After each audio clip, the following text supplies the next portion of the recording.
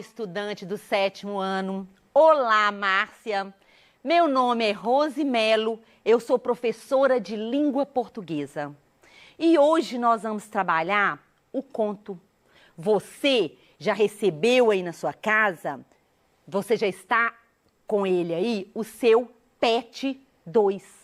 E lá na semana 1 tem atividades sobre o conto. Então, aqui nós temos a habilidade trabalhada durante esta aula, né? O que vai ser desenvolvido. E neste bimestre, nós vamos ver esta aula que é sobre o conto, nós vamos conhecer um pouco sobre o conto, sobre a estrutura de um conto, o que é um conto.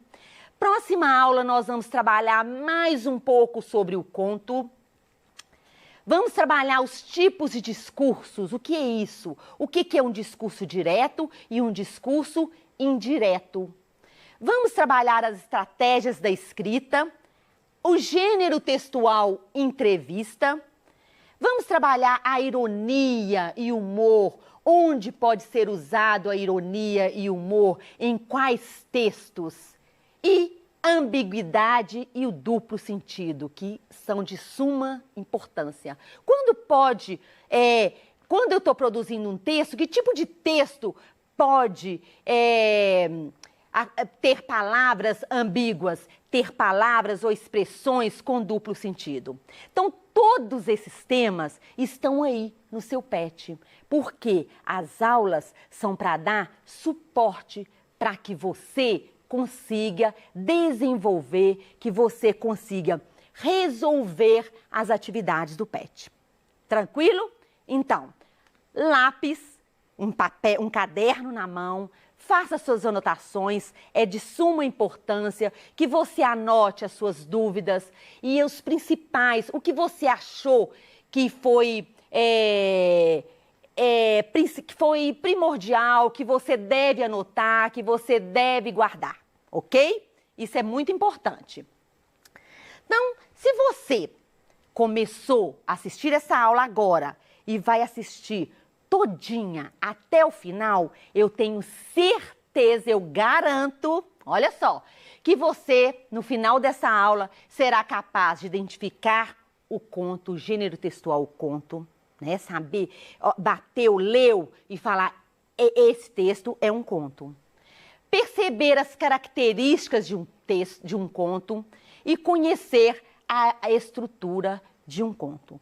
Todo texto possui a sua característica própria, os seus elementos, a sua estrutura. E hoje nós vamos trabalhar tudo isso de um conto. Você já ouviu alguém falando, ou você já leu em algum lugar, quem conta um conto aumenta um ponto? Já ouviu alguma pessoa mais velha ou escrito, né? Porque é muito comum. Então, você já ouviu essa frase em algum lugar? Você sabe o que é um conto? Você já ouviu falar? Você já leu um conto? Um conto é uma narrativa. O gênero, o tipo textual que predomina num conto é a narrativa. Então, quando eu falo assim, narrativa, você logo vai lembrar de quê? O que é uma narrativa? Uma narrativa precisa ter elementos básicos, quais são esses elementos? Personagens. Por quê? Toda história tem que ter início, meio e fim, e tem que ter personagens, tem que ter um narrador, acontece em algum lugar, tem que ter tempo, tem que ter espaço, não é isso? Então logo você vai lembrar, porque você já trabalhou a narração, né? Uma narrativa, o que é uma narrativa? E só falando um pouquinho antes do conto, nós temos um contista brasileiro, né, famoso, que é o Machado de Assis, que é esplêndido, que escreveu contos assim, maravilhosos. Então você às vezes fala assim, nossa, mas um livro de Machado de Assis, eu não entendo nada. Engano seu. Quando você começar a ler e começar a gostar de Machado de Assis, você vai ficar assim, ó, maravilhado com os contos. Experimenta para você ver. Então, voltando aqui, o conto é um gênero, né? É um gênero caracterizado pelo quê? Por uma narrativa. Mas uma narrativa diferente. Por quê? É uma narrativa curta. E o que quer dizer essa narrativa curta? Olha aqui. Curta. Ela tem o início, meio e fim, conta uma história, tem todos os elementos de uma narrativa, mas de maneira curta. Não tem aquela descrição de ambientes, de personagens, as descrições longas. Então, num conto você não vai encontrar isto. Então, tem o começo, tem o meio e o fim das histórias narradas, mas de uma maneira breve. E você não imagina como Machado de Assis faz isso tão bem. De repente você está terminando o conto e fala, mas como vai terminar?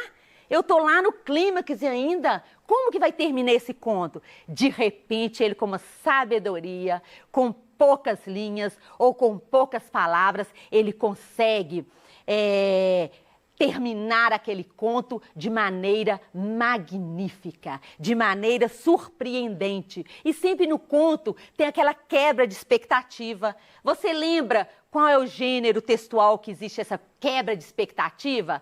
As histórias em quadrinhos, né? Que você está lendo, imagina que vai terminar de uma maneira e termina de uma outra. O conto também, às vezes, acontece isso.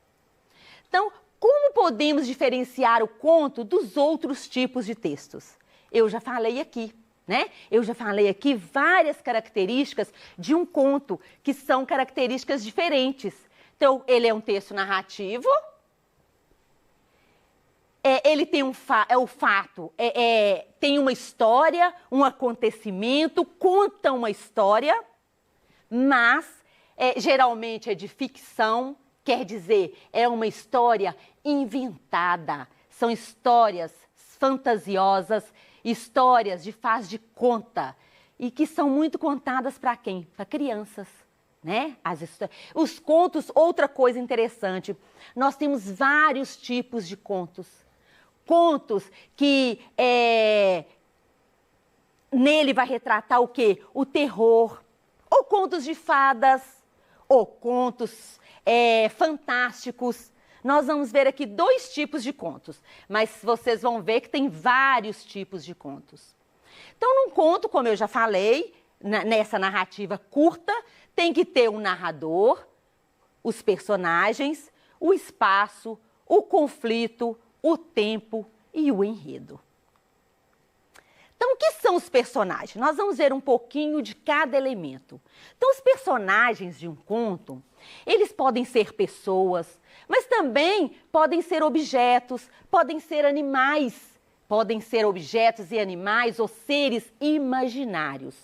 Que o quê? Que o autor, né, ele imagina, ele dá vida a seres para colocar naquela história. Porque se eu falei que pode ser uma história de ficção, então pode ser uma história totalmente que ele imaginou. Ele imagina até o tempo, ele imagina o espaço, ele imagina os personagens. Então, olha só, personagens podem ser reais ou fictícios, né? Então, são seres vivendo. Personagens são seres que vivem aquela história. Tem que ser só pessoa? Não. Se ele quiser dar vida a uma mesa, ele dá vida a uma mesa e é um personagem. Então, podem ser animais, podem ser pessoas, podem ser objetos ou seres imaginários que ganham vida naquela história. Aqui, ó, né? Isso aqui é de quê? De um conto de quê? Fadas, né? Quem não lembra dos contos de fadas que nós ouvimos, nós lemos e lemos para as crianças, não é isso? Então, foco narrativo. O que é o foco narrativo? O foco narrativo, ele pode ser, depende da posição do narrador, né? Quando ele pode ser na primeira pessoa ou ele pode ser na terceira pessoa. lembra o que é um texto na primeira pessoa? Primeira pessoa é o eu, né? Então, é diferente. Que personagem, que narrador é esse? Que tem o foco na primeira pessoa. Que narrador é esse? Como ele é chamado? Que tem o foco na terceira pessoa. No ele, ela, né? Então, quais? Vamos ver aqui, então, um pouquinho de cada um deles. Olha só. Então, a primeira pessoa, eu já falei, né? Quando eu uso o eu, o narrador, nós falamos que ele é um narrador personagem. Além de ser narrador, ele faz parte daquela história. Ele é um narrador, ele é um personagem daquela história. Então, ele vai falar o quê? Se ele faz parte daquela história, se ele está dentro daquela história, ele tem que usar eu, né? Porque eu sou personagem. Então, ele pode colocar ali também o seu emocional. É um texto mais subjetivo. A terceira pessoa, o narrador, não participa ativamente. Ele conhece, mas ele está, imagina aquela pessoa de fora. O acontecimento, o fato está lá. Ele conhece do fato. Ele está contando para você aquela história, mas ele não faz parte. Então ele fala o quê? Ele vai usar ele vai usar ela. E esse tipo de narrador, ele pode ser o narrador observador, ele está de fora da história, e pode ser onisciente. Entendeu? Anotou? Isso é importante. Vamos lá. Quando eu falo, então eu já falei para vocês o que é um narrador personagem. Quando uma das personagens que vivenciam a história faz também o papel do narrador. Ele narra, o que é narrar? Ele conta a história e ele é um dos personagens. Qual mesma pessoa que usa quando é narrador personagem? Lembra aí? Primeira pessoa, eu.